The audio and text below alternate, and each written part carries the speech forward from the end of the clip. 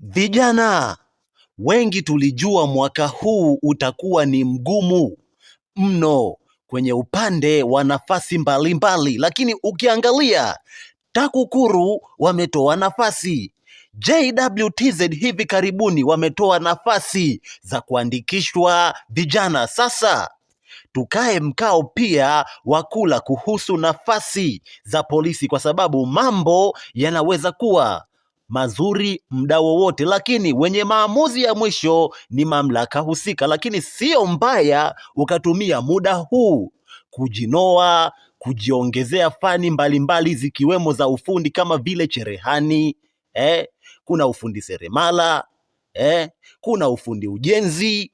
Kikubwa upate skills ambazo zinaweza kukusaidia wewe mbele ya safari. Kwa hiyo huu ni muda mzuri sana wa kufanya maandalizi mbalimbali. Bwana, huku tukiendelea kumwomba Mungu atufanyie wepesi. Share video hii, lakini pia usisahau kusubscribe. Asante.